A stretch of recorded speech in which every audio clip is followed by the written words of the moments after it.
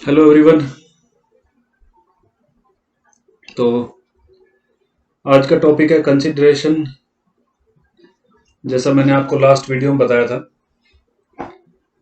इससे पहले हम सारे टॉपिक्स एक बार जो रिवाइज कर लेते हैं। हमने क्या क्या टॉपिक्स कर लिया है।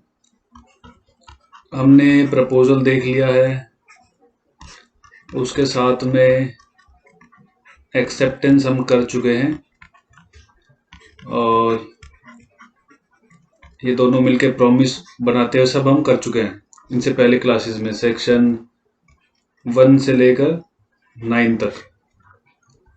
2 में 2 डेफिनेशन पार्ट है। डेफिनेशन पार्ट जैसे जैसे हम आगे करते जाएंगे उसको साथ साथ में कवर करते जाएंगे। अदरवाइज हमने ऑलमोस्ट ये सारी चीजें कर ली है। इसके बाद after promise, not after promise, with promise, I would say along with promise you need consideration। भाई आपको एग्रीमेंट कर, आपको कॉन्ट्रैक्ट करना है ना, तो कॉन्ट्रैक्ट करने के लिए प्रपोजल की रिक्वायरमेंट होती है, वो हम कर चुके हैं। एक्सेप्टेंस की रिक्वायरमेंट होती है, वो भी हम कर चुके हैं। इसके बाद हमें जो रिक्वायरमेंट होती है वो होती है प्रॉमिस प्लस में कंसिडरेशन। प्लस में consideration, promise plus consideration. Because without consideration, बिना कंसिडरेशन के there will be no contract. This will not amount to contract. अगर कंसिडरेशन, जनरल रूल बता रहा हूं मैं आपको, एक्सेप्शन क्या है इसके हम कर लेंगे।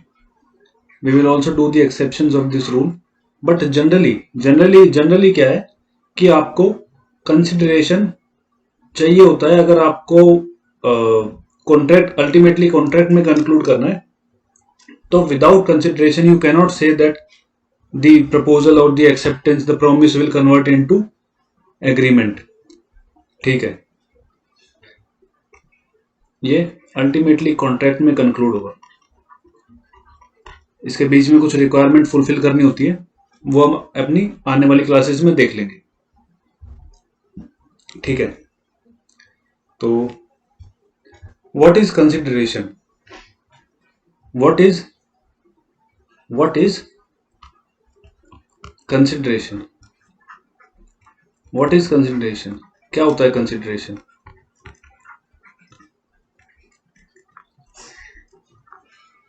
कंसिडरेशन के लिए हम सेक्शन 2D को डील करेंगे और सेक्शन 25 को भी डील करेंगे इसके साथ में। इसके कुछ रूल्स, कुछ प्रिंसिपल्स है, वो सब हम साथ साथ में देखते जाएंगे। कंसिडरेशन के लिए आई थिंक 4 क्लासेस तो शायद लग जाएगी। But I can assure you कि उन 4 क्लासेस के बाद आपको कंसिडरेशन में कोई इशू नहीं आएगा। कोई एमसीक्यू सॉल्व करने में, कोई क्वेश्चन सॉल्व करने में, या कंसिडरेशन को समझने में कोई प्रॉब्लम नहीं आएगी। एक ये, अब देखो, मैंने आपको पहले भी बताया था कि कॉन्ट्रैक्ट एक्ट में बेसिक्स में थोड़ा टाइम लगता है, जैसे प्रपोजल, एक्सेप्टेंस, वो सब मैंने थोड़ा डिटेल में आपको समझाया है ताकि आप इजीली चीजों को समझ सके। कंसिडरेशन में भी हो सकता है 2-3 क्लासेस लगे, लेकिन उसके बाद आपको इसमें कभी भी कोई इशू नहीं आएगा। मैंने सब कुछ एक्सटेंसिवली, मतलब सब कुछ कंप्लीटली पूरा आपको समझाने की कोशिश करी है। तो इसमें भी हो सकता है 3-4 क्लासेस हमारी लग जाए। ठीक है, बाकी इसके बाद आने वाले जो टॉपिक्स होंगे, इसके बाद जो टॉपिक्स होंगे वो सब छोटे टॉपिक्स होंगे। वो इतना टाइम नहीं लेंगे जितना टाइम अभी तक लगा है। जो बेसिक्स में और जो कंसिडरेशन में टाइम लगेगा, ये इसी में मोस्टली टाइम लगता है। ठीक है, तो हमारा क्वेश्चन है व्हाट इज कंसिडरेशन? कंसिडरेशन क्या है? सी, यू कैन से कि प्राइस, प्राइस को आप कंसिडरेशन बोल सकते हो। प्राइस, प्राइस बोले तो मनी, या आप मनी भी बोल सकते हो, इन टर्म्स ऑफ मनी भी बोल सकते हो। But consideration is not only money. इसको आप जनरली बोल सकते हो कि कंसिडरेशन मनी होता है। ऐसे ऐसा आदमी प्रिज्यूम करके चलता है कि हमेशा कंसिडरेशन मनी के टर्म्स में होता है। बट ऐसा नहीं होता है। प्राइस तो होता है but not in every case, not in every case, या नॉट ऑलवेज आप बोल सकते हो। ठीक है, हमेशा नहीं होता ऐसा। ठीक है, ये जनरल रूल होता है। जनरल रूल होता है कि हमेशा प्राइस नहीं होता है, ये इसको आप बोल सकते हो जनरल रूल। कंसिडरेशन होगा, कंसिडरेशन हर कॉन्ट्रैक्ट में, हर एग्रीमेंट में आपको अगर कोई एग्रीमेंट करना है, कॉन्ट्रैक्ट करना है, तो फॉर दैट एग्रीमेंट और contract the requirement of consideration will always be there. Consideration की रिक्वायरमेंट हमेशा होगी। प्रॉमिस के साथ में कंसिडरेशन होगा, तभी आप बोलोगे कि कॉन्ट्रैक्ट कंक्लूड हुआ है। बट उसके भी कुछ एक्सेप्शंस हैं, उसके उसके साथ भी आपको कुछ एक्सेप्शंस मिलेंगे। सिमिलरली जनरल रूल होता है कि हमेशा ऑलवेज आपको, जनरल रूल है ये कि ऑलवेज ऐसा नहीं होगा कि प्राइस ही मनी ही हमेशा, आप बोलोगे कि मनी हमेशा रिक्वायर, हमें मनी को ही आप कंसिडरेशन के साथ मान के चल रहे हो कि मनी कंसिडरेशन, ऐसा हमेशा नहीं होगा। जनरल रूल है कि, जनरल रूल होता है कि प्राइस होगा, लेकिन हमेशा प्राइस मनी में हो, ये कोई कंपल्सरी, ये ऐसी कोई कंपल्सन नहीं है। मैं आपको एग्जांपल दूंगा तो आपको ज्यादा बेटर अंडरस्टैंडिंग होगी। What I mean to say is, what I mean to say, मैं आपको डिवाइड करके बताता हूं क्या जनरल रूल है और क्या उसकी एक्सेप्शन है। तो जनरल रूल क्या है? जनरल रूल क्या है? जनरल रूल को आप बोलोगे that there should be price, there should always be a price, there should always be a price, there should always be a consideration which can be a price, there should always be a consideration, there should always be a consideration which can be price or which can be any other thing also. You can say not always price, price भी हो सकता है और कुछ और भी हो सकता है। वो कुछ और क्या हो सकता है वो हम देखेंगे। ये जनरल रूल है। ठीक है, जनरल रूल है कि प्राइस भी हो सकता है और कुछ और भी हो सकता है, बट इसके कुछ एक्सेप्शंस भी होते हैं। एक्सेप्शन बोले तो इसको हम बोलते हैं कि स्पेशल लॉ। स्पेशल लॉ, आपने लॉ इंटरप्रिटेशन में आपने पढ़ा होगा कि special law will always prevail general law. General law जो होता है, जनरल लॉ मतलब जैसे सपोज जैसे कॉन्ट्रैक्ट एक्ट है, ये जनरल लॉ है, ये सबके ऊपर इक्वली एप्लीकेबल है। बट कुछ स्पेशल लॉ होते हैं जो जनरल लॉ के ऊपर प्रिवेल करते हैं। अगर स्पेशल लॉ में कुछ लिख दिया गया है तो हम उसको ज्यादा इंपॉर्टेंस देंगे बजाय इसके जो जनरल लॉ में लिखा हुआ है। तो स्पेशल लॉ का आप एग्जांपल ले सकते हो सोगा। मैं आपको जस्ट एक एग्जांपल दे रहा हूं, मैं यहाँ पे सोगा डिस्कस नहीं कर रहा हूं, ना मैं सोगा को पढ़ा रहा हूं। मैं आपको एग्जांपल दे रहा हूं कि स्पेशल लॉ जनरल लॉ को प्रिवेल करेगा।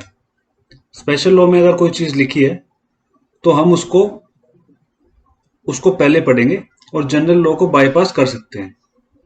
ठीक है, तो सोगा में आपको सेक्शन 210 में शायद डेफिनेशन दी हुई है, 210 में आई थिंक डेफिनेशन दी हुई है प्राइस की। एक बार मैं रीचेक कर लेता हूं। हाँ ठीक है, 210 में आपको डेफिनेशन मिल जाएगी टू 10 में आपको सोगा में डेफिनेशन मिल जाएगी इसकी प्राइस की, ठीक है। प्राइस की डेफिनेशन उसमें मिल जाएगी और उसमें प्राइस की डेफिनेशन को दे रखा है मनी कंसिडरेशन।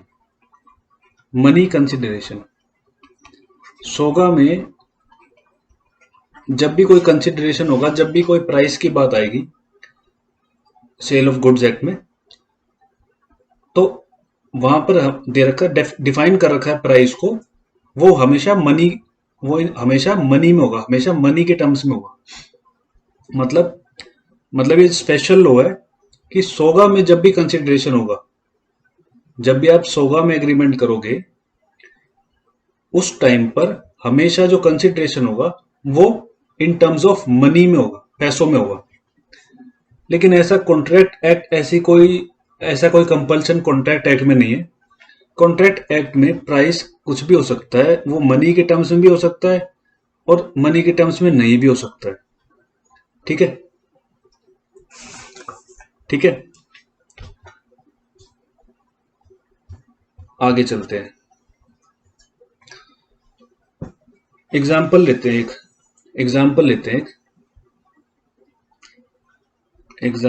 हैं सपोज एक फादर है और एक सन है,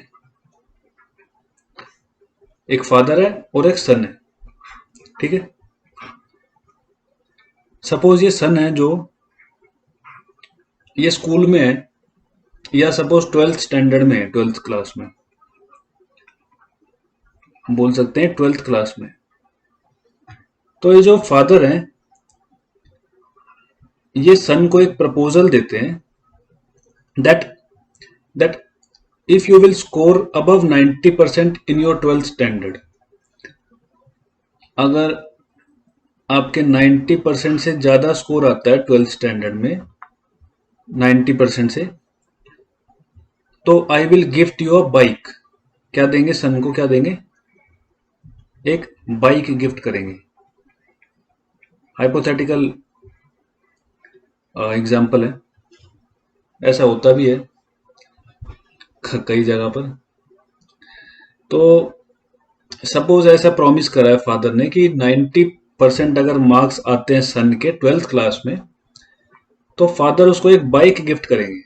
अब इस केस को आप ध्यान से देखना, इसमें क्या हो रहा है, जो फादर है वो एक प्रॉमिस कर रहे हैं सन को, एक प्रॉमिस फादर जो है वो सन को कर रहे हैं, एक प्रॉमिस, यहां लिख देता हूं मैं प्रॉमिस, ठीक है।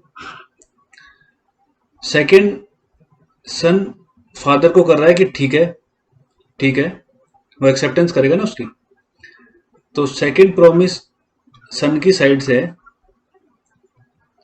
कि ठीक है, मैं 90% लाऊंगा तो आप मेरे को बाइक देना, ठीक है।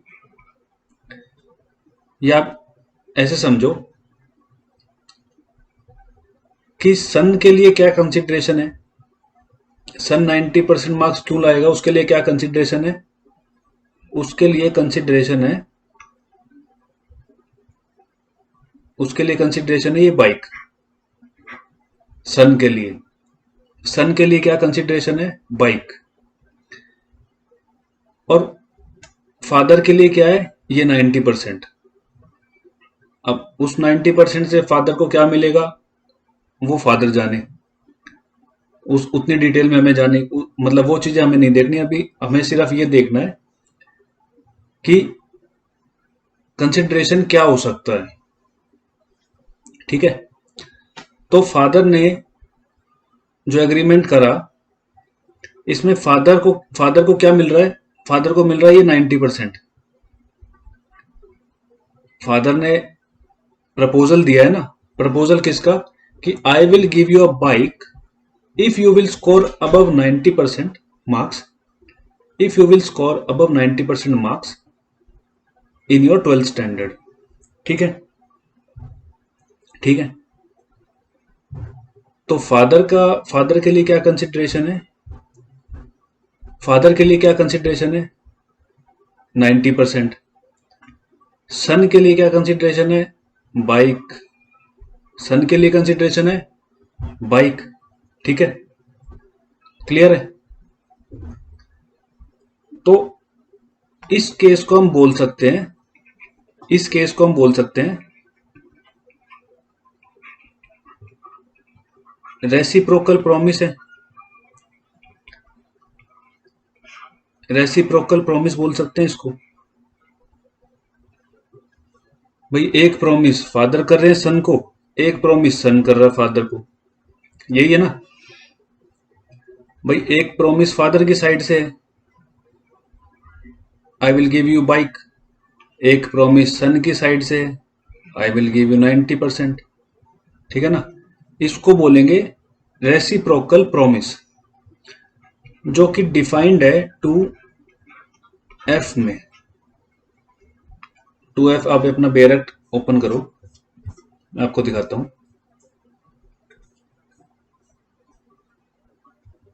इधर डेफिनेशंस में 2F प्रॉमिसेस, एक minute, promises which form the consideration, promises which form the consideration or part of consideration for each other are called reciprocal promises, are called reciprocal promises, promises which form the consideration or part of the consideration। ठीक है ना? तो इस case में यही हो रहा है, दोनों एक दूसरे को कुछ कंसिडरेशन दे रहे हैं, फादर कुछ दे रहा है, सन कुछ दे रहा है, तो दोनों के आपस में एक दूसरे के लिए प्रॉमिस, एक दूसरे के लिए कंसिडरेशन। ठीक है, ठीक है। इस सन के लिए कंसिडरेशन बाइक है, फादर के लिए कंसिडरेशन 90% है। अब आप यहां पर वो बात मत करना कि intention to create legal relation हो, जो हमने अर्लियर वीडियोस में किया था। अब आप ये सोचोगे कि इंटेंशन टू क्रिएट, फादर और सन कब से ऐसी इंटेंशन करने लगे कि वो आपस में लीगल रिलेशंस क्रिएट करेंगे। ठीक है ना? तो उसके लिए हमने एनिमस कॉन्ट्राहेंडी की वीडियो है एक, जो मैं इनसे पहले अपलोड कर चुका हूं, एनिमस कॉन्ट्राहेंडी, वो जाके आप देख सकते हो, तो आपको ज्यादा क्लैरिटी होगी। वो वाला रूल इसमें अप्लाई मत करना, मान के चलना कि there is the intention to create legal relation. इसमें एज्यूम कर लो कि इंटेंशन है लीगल रिलेशन क्रिएट करने की। मैं जो आपको पॉइंट इसमें समझाना चाह रहा हूँ, ये समझाना चाह रहा हूँ कि आपस में दो प्रोमिस जब होते हैं, मैं आपको कुछ प्रॉमिस कर रहा हूँ, आप मेरे को कुछ प्रॉमिस कर रहे हो। मैं आपको प्रॉमिस कर रहा हूँ कि मैं अपनी कार सेल करूंगा, आप मेरे को प्रॉमिस कर रहे हो कि आप उसके बदले मेरे को प्राइस पे करोगे। तो हम दोनों एक दूसरे को, हम दोनों पार्टी एक दूसरे को कुछ ना कुछ प्रॉमिस कर रही है। ठीक है? और उस प्रॉमिस में एक दूसरे को कुछ ना कुछ कंसिडरेशन हम दे रहे हैं। आप मेरे को कार दे रहे हो या मैं आपको कार दे रहा हूं। तो इस तरीके से हर कॉन्ट्रैक्ट में आप देखोगे कि दोनों साइड से कुछ ना कुछ कंसिडरेशन होगा। ठीक है? दोनों पार्टीज एक दूसरे को कुछ ना कुछ कंसिडरेशन पे करेगी। ठीक है? एक और एग्जांपल ले लेते हैं इसको और बेटर अंडरस्टैंडिंग, इसकी और बेटर अंडरस्टैंडिंग करने के लिए एक और एग्जांपल हम लेते हैं। एक और एग्जांपल लेते हैं। एग्जांपल है, ठीक है, एक सन है, ये भी फादर सन का एग्जांपल है। एक सन है and he want to go to US. इसको यूएस जाना है सन को, यूएस, यूएस बोले तो अमेरिका, इसको यूएस जाना है। ठीक है? सन को, ये फादर है, तो ये एक ही सन है। इन फादर के इस फादर एक बिजनेसमैन है, इनकी एक फैक्ट्री है, और इस फादर के एक ही सन है, ही हैज ओनली वन सन। तो ये फादर इस सन को एक प्रपोजल देते हैं, एक प्रपोजल देते हैं that if you will not go to US, if you will not go to US, then I will give you my factory। ठीक है? I will give you my factory, और I will give you a job in my factory, या कोई भी consideration F जो है सन को देते हैं। सपोज इस केस में फैक्ट्री मान लेते हैं, तो इस केस में सन को क्या मिलेगा, सन को मिलेगी ये फैक्ट्री। सपोज फादर कहते हैं कि अगर सन को कहते हैं अपने सन को कि अगर आप यहाँ पर रहकर मेरी, सपोज ये ओल्ड एज है, सपोज ये 90 इनकी एज, तो फादर कहते हैं अगर आप यहाँ पर रहकर मेरी टेक केयर करोगे, मेरी देखभाल करोगे, तो आई will give you this factory, मैं अपनी फैक्ट्री आपके नाम कर दूंगा। तो सन कहता है okay, I will do this, ऐसा मैं कर सकता हूं। तो इस केस में फादर की कंसिडरेशन क्या है और सन की कंसिडरेशन क्या है? भाई फादर को क्या मिल रहा है? फादर को मिल रहा है that he will not go to US and he will stay here with him and he will take care of him, ठीक है ना। तो ये यूएस नहीं जाएगा, यहां पर रहकर और अपने फादर का ध्यान रखेगा। ये फादर की कंसिडरेशन है। सन की कंसिडरेशन क्या है कि सन को इस फैक्ट्री की ओनरशिप मिलेगी, ये फैक्ट्री सन को मिलेगी, ठीक है। तो यहां पर दो प्रोमिसेस है, एक प्रॉमिस फादर सन को कर रहे हैं और एक प्रॉमिस सन फादर को कर रहे हैं। दो प्रोमिसेस है ना, इसको बोलते हैं रेसिप्रोकल प्रोमिसेस, 2F में जो डिफाइंड है। और रेसिप्रोकल प्रोमिसेस में कंसिडरेशन होगा जो दोनों पार्टी एक दूसरे को कुछ ना कुछ कंसिडरेशन दे रही होगी, ठीक है। Because without consideration there can not be any agreement, ठीक है। अब एक चीज बताओ मेरे को, एक चीज बताओ, इन दो एग्जांपल दिए मैंने आपको, क्वेश्चन बताता हूं। क्वेश्चन है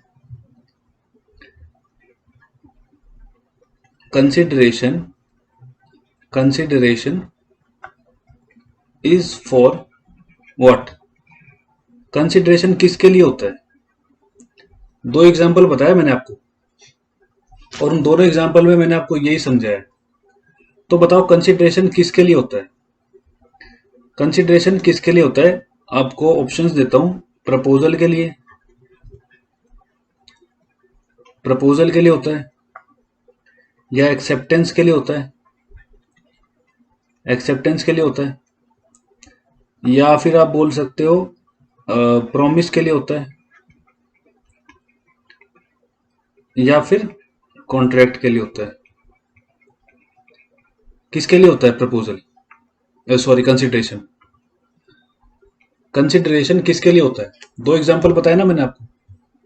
तो कंसिडरेशन किसके लिए था? कंसिडरेशन था प्रॉमिस के लिए, ठीक है ना। सन फादर को कुछ प्रॉमिस कर रहा है, उसके बदले उसे कुछ मिल रहा है, और फादर सन को प्रॉमिस कर रहे हैं, उनके बदले उसको कुछ मिल रहा है, ठीक है। तो consideration is for promise, consideration promise के लिए होता है, ठीक है। 2D में डिफाइंड है कंसिडरेशन। 2D देखते हैं, 2D कहां पर है? 2D देखते हैं अब।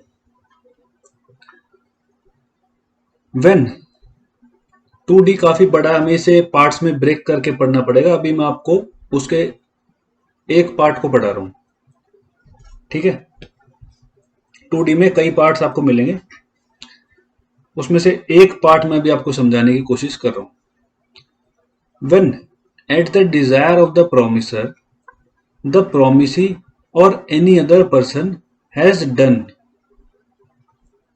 देखो कितने पार्ट्स है इसमें, मैं आपको साथ साथ में बताता रहूंगा। When at the desire of the promisor, ये एक पार्ट हुआ।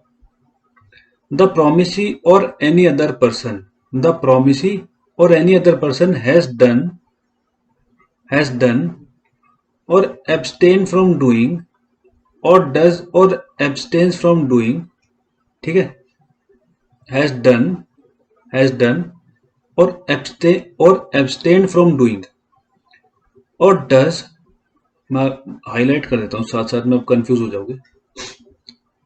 When at the desire of the promiser, the promisee or any other person has done or abstained from doing or does or abstain from doing or promises to do or abstain from doing something such act or abstinence, some such act or abstinence or promise is called the consideration for the promise,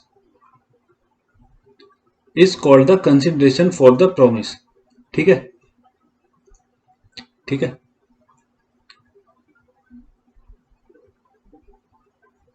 ठीक है, तो हम इसको parts में break करके समझेंगे. आपको अभी ऐसे समझ नहीं आएगा ये, इसमें कई चीजें हैं, बहुत टेक्निकलिटी भी मिलेगी आपको कई जगह इसमें, बट मैं आपको बहुत इजी मैनर में आपको समझाने की कोशिश करूंगा, जो इजीएस्ट पॉसिबल वे होगा. ठीक है, तो अभी हम सिर्फ ये पार्ट देख रहे हैं, कंसिडरेशन फॉर द प्रॉमिस. ठीक है, is called a consideration for the promise. तो कंसिडरेशन किसके लिए होता है, ये मैंने आपको बताया कि कंसिडरेशन किसके लिए होता है. कंसिडरेशन होता है प्रॉमिस के लिए. ठीक है, दो एग्जांपल मैंने आपको बताए, उसी में उसको आप ढंग से समझोगे तो आपको समझ आएगा कि कंसिडरेशन प्रॉमिस के लिए होता है. और कंसिडरेशन जरूरी नहीं होता कि हमेशा money, in terms of money हो, वो मनी के अलावा भी कुछ हो सकता है. जनरल रूल है. स्पेशल रूल क्या है वो भी मैंने आपको बताया कि स्पेशल रूल में सोगा में कंसिडरेशन हमेशा इन टर्म्स ऑफ मनी होगा. ठीक है, ठीक है. सो कंसिडरेशन क्या हो सकता है, कंसिडरेशन क्या हो सकता है, ये बेनिफिट टू द प्रोमिसर हो सकता है, ये कोई बेनिफिट हो सकता है प्रोमिसर के लिए. ठीक है, दूसरा ही क्या हो सकता है, सम डेट्रीमेंट हो सकता है. किसके लिए, प्रोमिसी के लिए. ठीक है, consideration benefit to the promisor, father ने कहा था, फादर ने प्रॉमिस दिया था ना, तो उसमें बेनिफिट हो रहा था फादर को. फादर कह रहे थे if you will take care of me I will give my factory to you. तो उसमें बेनिफिट टू द प्रोमिसर. और इसी तरीके से सम डेट्रीमेंट भी हो सकता है, जिसमें आप प्रोमिसी को, मतलब उसको डरा रहे हो किसी चीज के लिए, डराना इन द सेंस, मैं आपको इसका एग्जांपल आगे दूंगा. अभी आप पहला पार्ट समझ गए. जरूरी नहीं है कि प्राइस में हो, कुछ ऐसी चीज हो सकती है, इट कैन बी समथिंग जिससे प्रोमिसर को बेनिफिट हो रहा हो. अब वो क्या बेनिफिट हो रहा है, हो सकता है वो आपके लिए बेनिफिट ना हो, आपको लगे कि ये तो कोई बेनिफिट नहीं हुआ, लेकिन उसके लिए हो.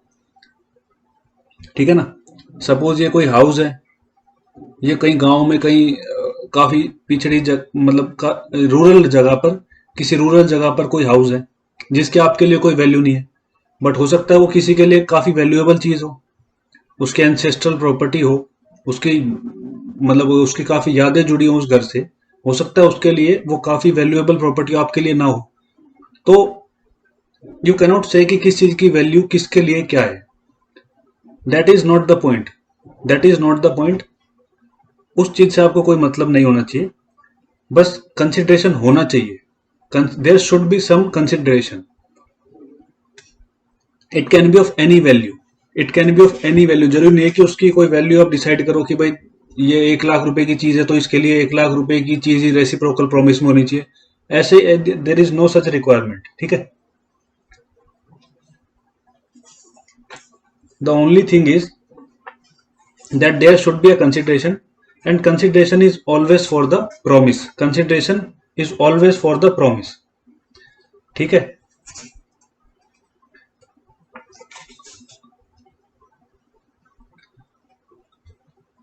अब एक केस बताता हूं आपको, उससे पहले देखो 2D देखते हैं। Consideration is for the promise ये हमने देख लिया। अब ये वाला पॉइंट मैं आपको समझा रहा हूं, ये वाला eight the desire of the promisor, इसका क्या मतलब है? Eight the desire of the promisor का क्या मतलब है? ठीक है, eight the desire of the promisor का क्या मतलब है? Consideration, consideration must always be, must always be at the desire of the promiser, always be at the desire of the promiser, इसका क्या मतलब है? ठीक है ना। सेक्शन 2D में एक पार्ट हमने देख लिया, is called consideration for the promise वाला पार्ट हमने देख लिया। कंसिडरेशन जो है प्रॉमिस के लिए होता है वो हमने देख लिया। अब पहला पार्ट कर रहे हैं। पहला पार्ट क्या है? Eight the desire of the promisor, eight the desire of the promisor. ठीक है। अब इसको एग्जांपल से समझते हैं, इसको एग्जांपल से समझते हैं।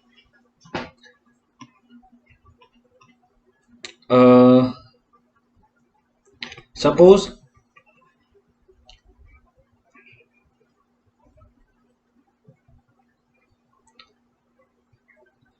सपोज ए के पास एक कार है, कार, उसका एक्सीडेंट हो जाता है, थोड़ी चोट आ जाती है उसके फ्रंट बम्पर पर।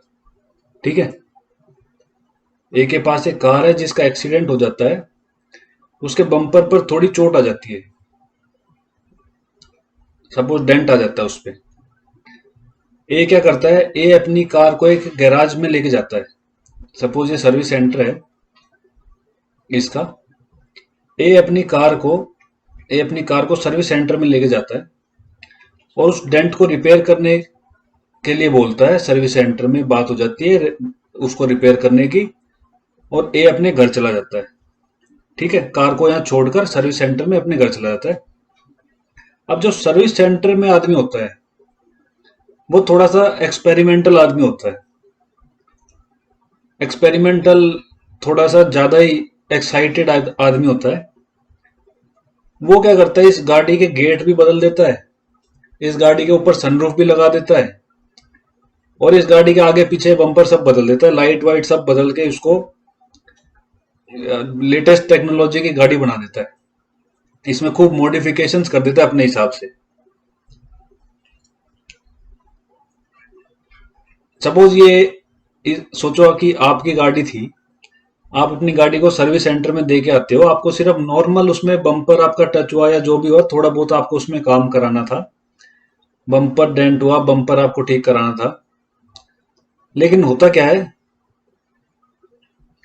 वो सर्विस सेंटर वाला उसके बम्पर चेंज कर देता है, उसके सनरूफ लगा देता है ऊपर से छत को काट के, उसके सपोज शीशे को फिल्म चढ़ा के ब्लैक कर देता है, उसकी लाइट चेंज कर देता है, उसके टायर बदल देता है अपने हिसाब से।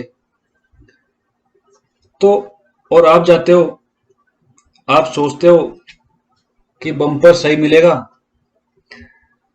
आपको बाहर एक चमचमाती गाड़ी खड़ी दिखती है, आप जाके सर्विस सेंटर में अपनी कार मांगते हो, वो आपको वो वाली गाड़ी दिखाते हैं, तो यू आर शॉक्ड। अब आपको झटका लगता है,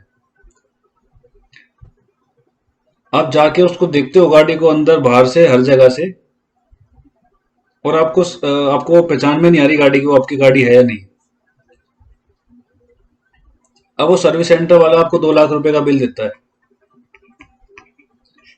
2 लाख रुपए का बिल देता है वो सर्विस सेंटर वाला आपको, कि मैंने इसमें लाइट चेंज करी, इसमें ये करा, वो करा, ये करा, वो करा। ठीक है। आपकी एक्सपेक्टेशन थी कि 2,000 रुपए में सही हो जाएगा सब कुछ। वो आपको कहता है 2 लाख रुपए लगे, इसमें 2 लाख रुपए दो मेरे को। What will you do, what will you से, पहले तो बताओ क्या कहोगे आप उसको, गाली बकने और मारने के अलावा आप उसको क्या कहोगे? आप उसको ये कहोगे, आप उसको कहोगे who told you to do all these modifications in my car, ये करने के लिए आपको किसने बोला? समझे भाई, आपने जो उसको बोला उसके अलावा उसने उसमें 15 मॉडिफिकेशंस कर दिए, तो क्या आप लाइबल हो उस एक्ट के लिए? क्या आप ये 2 लाख रुपए पे करोगे? आप उसको ये बोलोगे ना सबसे पहले कि किसने बोला ये करने के लिए, किसने बोला ये करने के लिए? तो consideration must always be at the desire of the promisor, desire of the promisor. A बोलेगा मैंने कब बोला कि मेरी गाड़ी में इतनी मॉडिफिकेशंस करनी है? समझ आया आपको एग्जांपल? तो in this case A will not B liable, अगर वो अपनी मर्जी से उसमें कुछ कर रहा है तो करे, अगर अपनी मर्जी से वो उसमें कुछ भी करना चाह रहा है आप, तो आपने तो नहीं बोला उसको करने के लिए, तो you will not be held liable, आप उसके लिए लाइबल नहीं हो। A is not liable, A is not liable for this amount, all right, because consideration must always be at the desire of the promisor. अब आप इसमें एक case देखो,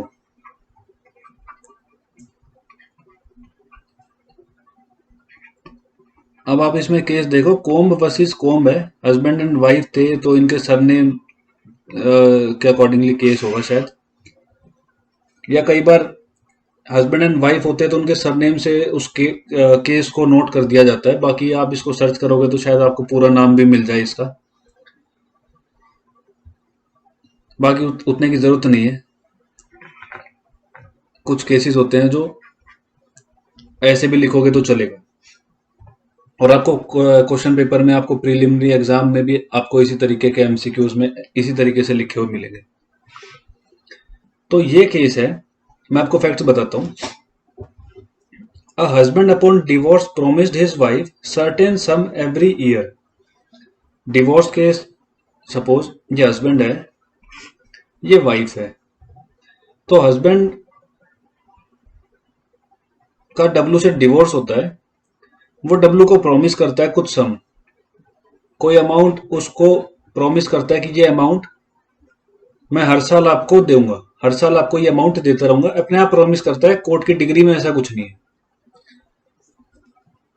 जिस टाइम पर डब्लू डिवोर्स क्लेम कर रही थी, तो डब्लू ने कोर्ट के थ्रू मेंटेनेंस नहीं मांगा, एच ने अपने आप दे दिया उसको कि ये अमाउंट मैं हर साल आपको पे कर दूंगा, ठीक है, एज परमानेंट मेंटेनेंस कह लो, एलिमनी कह लो।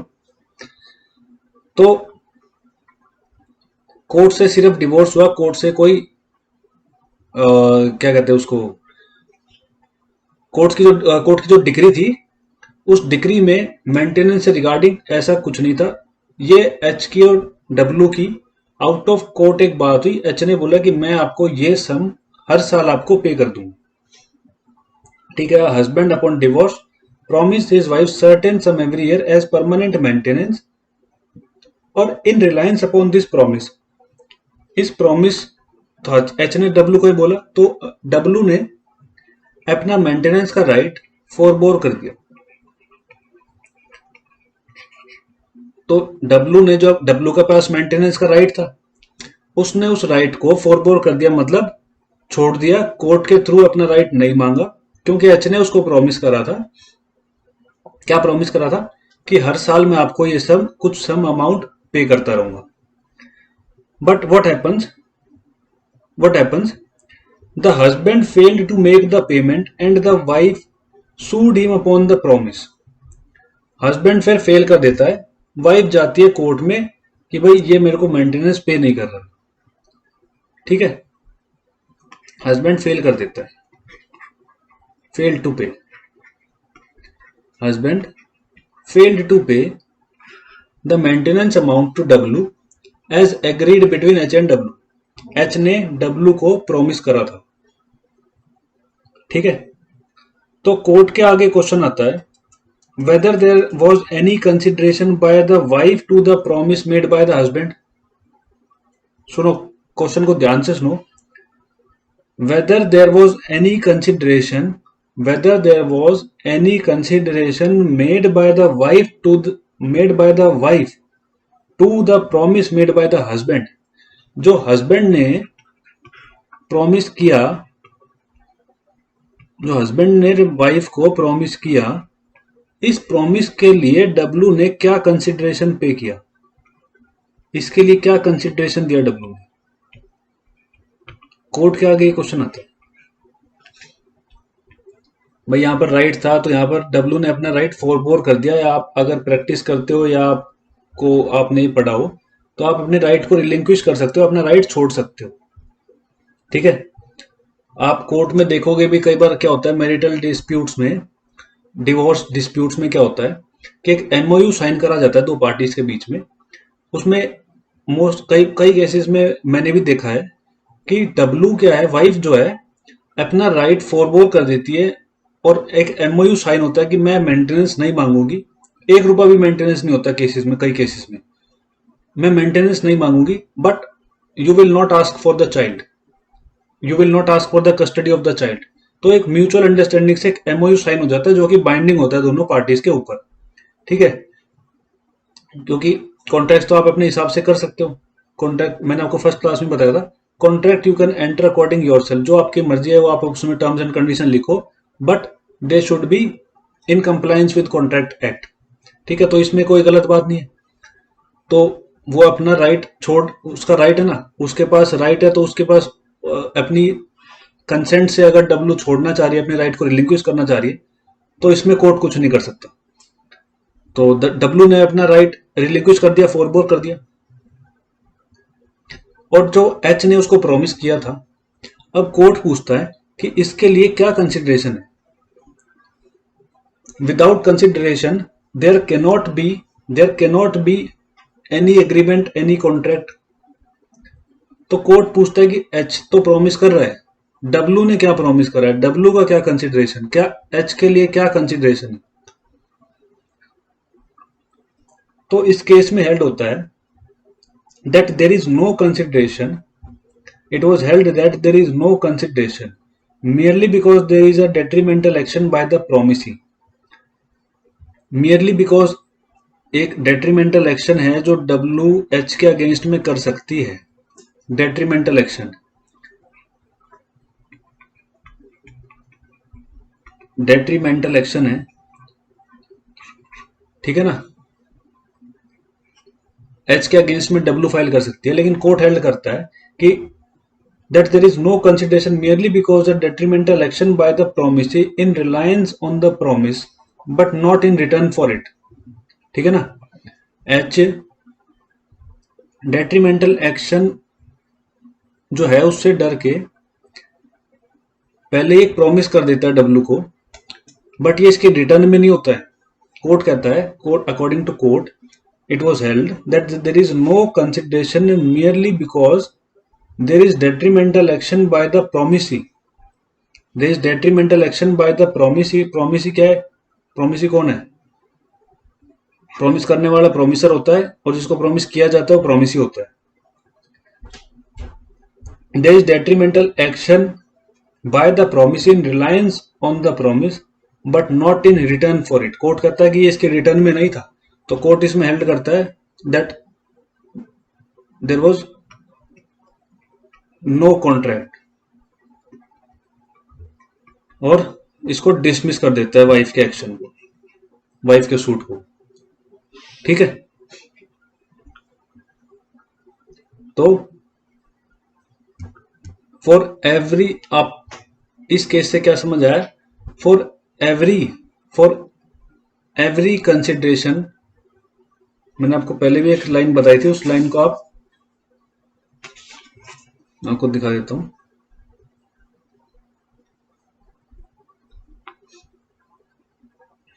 ये आप समझ गए, consideration must always be at the desire of the promisor, उसकी डिजायर पर होनी चाहिए, अपनी मर्जी से नहीं होनी चाहिए, आप कुछ भी कर दो, ठीक है। Benefit to the promisor, some detriment promise, ये आपको समझ आया। कंसिडरेशन किसके लिए होता है? प्रॉमिस के लिए। मतलब हमेशा प्रॉमिस होना चाहिए, there should always be a consideration for promise. ठीक है, there should always be a consideration for promise. और इस केस में एच की तरफ से तो प्रॉमिस था, बट डब्ल्यू की तरफ से कोई प्रॉमिस कंसिडरेशन नहीं था। कंसिडरेशन रेसिप्रोकल प्रॉमिस 2F में दिया हुआ ना, उसमें क्या बात करता है कि दोनों पार्टीज एक दूसरे को रेसिप्रोकल प्रॉमिस करती है।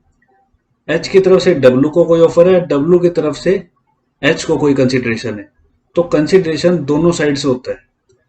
एक साइड से कंसिडरेशन अगर होगा किसी केस में, तो उसको आप कहोगे there is no contract, there is no agreement. कुछ एक्सेप्शन हैं इसके 2-3, वो हम उसको डिस्कस करेंगे, बट जनरल रूल क्या है, that there should be a consideration in every contract.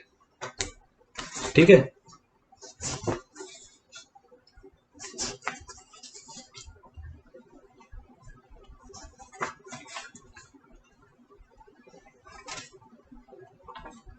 सो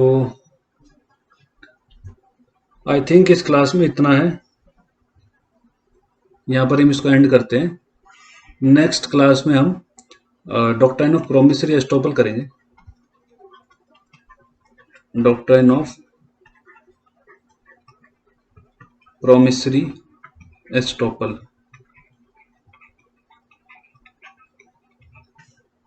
ठीक है, तो 2 पार्ट हमने कर लिए कॉन्ट्रैक्ट के, इसमें कंसिडरेशन के।